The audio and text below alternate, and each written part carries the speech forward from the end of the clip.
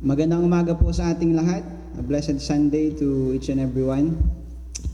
Coming to you via internet and ay panunutik dagay kakabsat tayo nga awan iti internet piman ijay pagpainganda. Hope we can bring them a copy kadagiti nga recordings tayo. But to all of us, iti balbalay tayo sapay kumata iti espiritu ni Apo iso ti patuloy nga mga papaay kada tayo iti comfort kina ti directions na iti panagbiag tayo so that ni Apo Dios lata iso iti maitantanok iti panagbiag tayo. So tatangag sapa ket ituloy tayo ti agdama nga series tayo iti sermons iti Book of Acts ket iti daytoy kahit kung iti tema kada tayo tatangag sapa nga kastoy kabsat struggling yet rejoicing, so iti umuna nga pangikitaan tayo nga teksto kabsat kay DJ Acts chapter 5 verse 33 up to verse 42 actually nga for the sake of time basaik lang iti upat nga verses or talo nga verses. I'll start in verse 40. Kuna natoy, and to him ni Gamaliel dijay kaya nag-agree dak ni Gamaliel kuna natoy, and to him to Gamaliel they agreed. And when they had called the apostles and beaten them, they commanded that they should not speak in the name of Jesus, and let them go. And they departed from the presence of the council, rejoicing that they were accounted worthy to suffer shame for his name. And daily in the temple and in every house, they ceased not to teach and preach Jesus Christ. So kastoy kabsat, DJ pasama kiti daytoy kabsat nga pasek iti sasaw ni Apo nga nabasa tayo.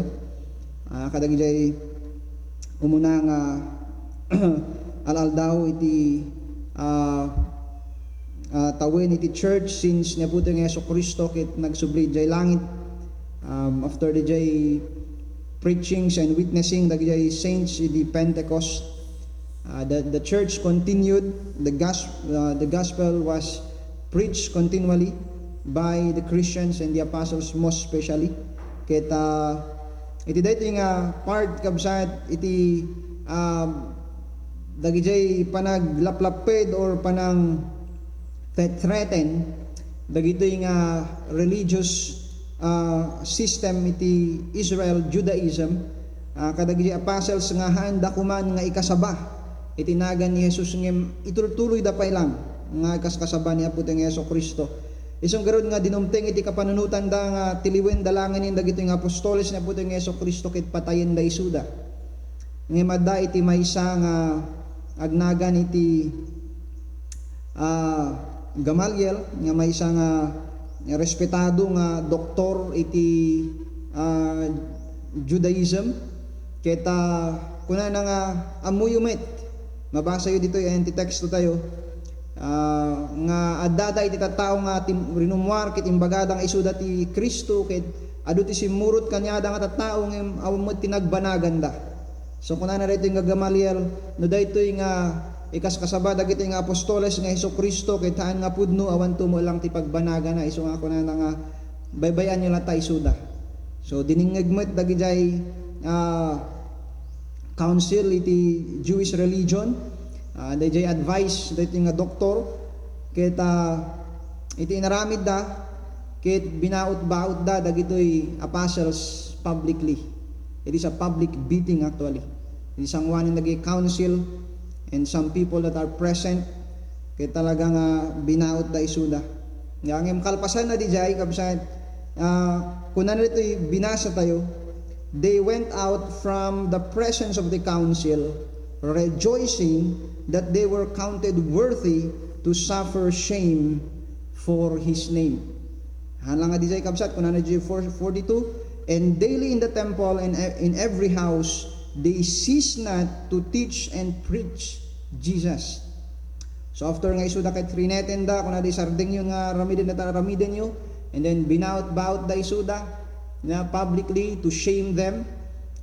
After that, kabsat, makita yun that they're still rejoicing, and the evidence iti rejoicing da kabsat kunana they continued steadfastly daily in the temple, and from house to house they teach and preach Jesus. So kabsat, iti dito makita tayo the church, makita tayo that the church is struggling, and yet makita tayo that it is still rejoicing kaniya po. The early Christians' teachings and lives, or the early church teachings and lives, attest strongly to the truth that the Christian faith have taken them to the most bitter moments of their lives, but led them through it and out of it, rejoicing in the Lord. Makita tayo dito the book of Acts. Mabasa tayo kadagiti early Christian writers in the second century kabsat. Uray dagiti sa magmamano nga mabalinpay nga available tatta nga documents, kasla dagiti writings ni Josephus, portions kabsat ijay writings da.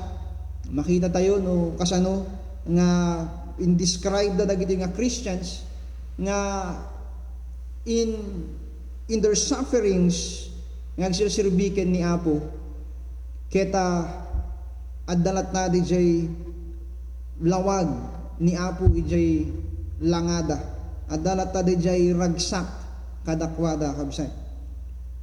Keta ni Apostol Pedro nga iso iti kumbaga iso na iti pinaka-leader iti dayto nga church iti Jerusalem.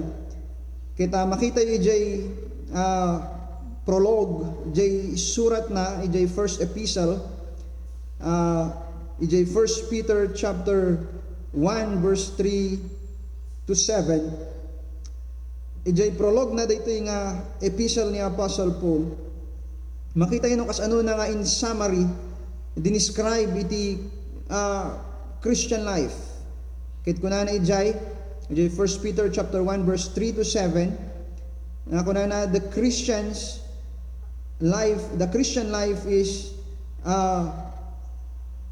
sabi niya diyan, greatly rejoicing in heaviness. So kuna na nabaknang dinamnama tayo ken ni Apo, and iti daytoy nga short nga season, daytoy nga panawin nga daytoy, we greatly rejoice ken ni Apo Dios even in heaviness. Yeah. And kasama lang iti ibagbaga ni Apostle Paul iti Philippians chapter 2 verse 17 ingana iti verse 18. Saint Paul also exhorts of the mutual joy in service and sacrifice between Apostle Paul and the Philippian believers. There is this mutual joy where ayan na di ragsak da kabsat kadagijay sacrifices da ken service da ken niya po Dios. And in fact, here in the book of Acts, in Acts chapter 16 verse 25, we found Apostle Paul and Silas. Makita tayo ni Apostle Paul ken ni Silas ijay prison. They were imprisoned kabsat. And yet agkankantada, agkarkararagda, agkankantada, agdaydayaw da ken niya po Dios. And that is a very wonderful sight. Karkaro iti may nga tao nga nakamamukin ni Apo, nga makakita iti tatao kabsat nga nakabalod, naipit ti saka dakin ima da handa nga makakuti. Awan iti freedom kanya da nagragsak da pay lang, agdaydayaw da kin nagkankantada para kin ni Apo Dios. Here we are Christians, tatanga panawin nga nakabalod tayo kabsat gapu iti dayti nga novel coronavirus. No adda kada tayo dayjay ragsak iti Christian faith nga adda kada gitoy nga early Christians mabalin met kabsat nga babaen iti daytoy kita go overflow kada tayo met iti kararag ken kankanta kaslangan ni Apostle Paul ken ni Silas habang ni Apo Dios kabsat ket tungtungpali na noan niya dagijay plano na kadagitoy nga mapaspasamak kabsat iti daytoy nga lubong. And while habang ni Apo Dios ket agbalbaligi kabsat kadagitoy nga wagas na nga hantayo nga maawatan kabsat luklukatan na iti puso iti tattao ket agbakbak nang iti pagaryan na kabsat kada tayo kanila do mga tattao babaen iti panagdanon iti ebanghelyo kadakwada kabsat. So daytoy DJ early church ma-describe tayo isuda, makita tayo isuda nga habang isuda kit ag-struggle kabsat hanga maidep DJ ragsak da ken ni Apo Dios. And no kitayan tayo kabsat iti Christian church ta it seem han tayo nga maikumpara iti church kabsat iti New Testament or the early New Testament church. So with this, kaya't kuman nga impose dahito nga umuna nga question nga iso ti first point tayo kabsat. What is missing? Anya iti mapukpukaw kabsat in the church of Christ. So the church had left its first love. Pinanawan the church iti umuna nga ayat na. The church had left out the Lord knocking at the door of the church. The church had left out the Lord knocking at the door of the church. Niya po tayo ng Yeso Kristo kit naawanan iti lugar ijay church kabsay. Ijay church na. And we can see here a vision in the Bible, in the Word of God. May isa nga nakalilidaay nga kitain nga niya po tayo ng Yeso Kristo is no longer inside His church, but rather He is outside the church and He is knocking to be welcome again in the church. So, there is in the book of Revelations chapter 3 about the church of Ephesus and the church of the Laodiceans.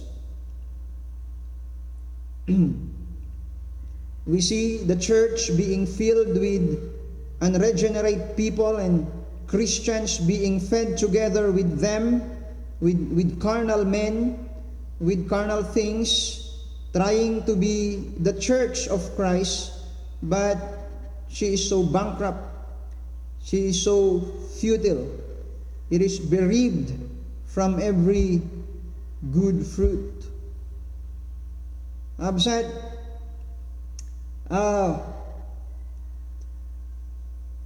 In the church, we see nga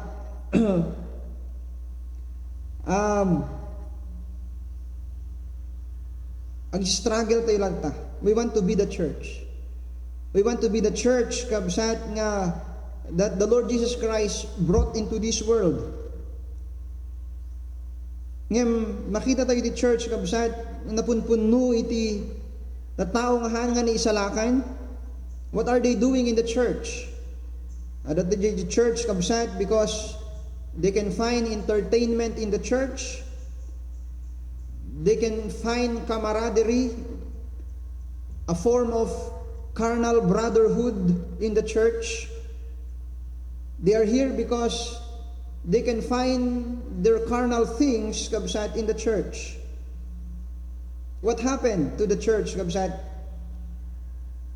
Because the church has been filled with carnal things, nagbalin nga iti church kit napunpunuan iti naingkarnalan nga banbanag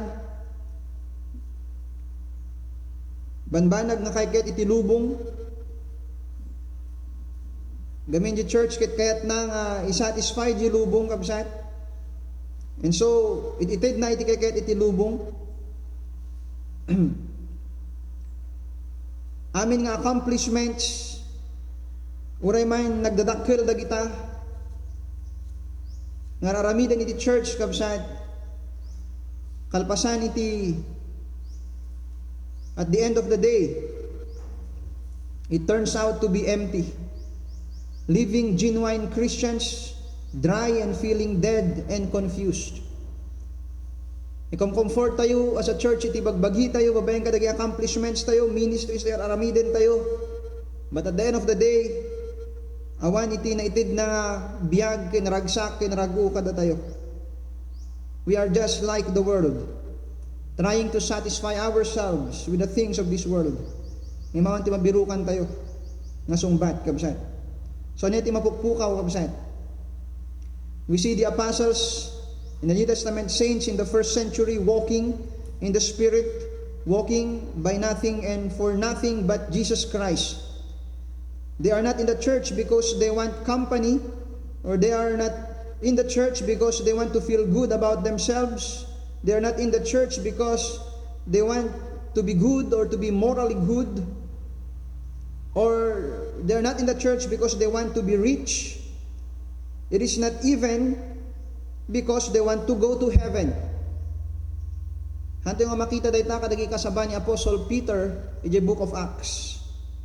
Ngayon apay nga adda di church kabsat ket gapu iti may sa nga banag. Gapu ken ni Hesus Kristo. Gapu ken ni Hesus Kristo. Di biag da kabsat ket inted da ken ni apo tayo nga Hesus Kristo. Isugarod nga inayabanda ni Jesus Kristo nga apo. Gamin inted da iti biag da kanyana. Maragragsakan da to suffer shame in the name of the Lord Jesus Christ, and maragragsakan da kabsat to be fed every day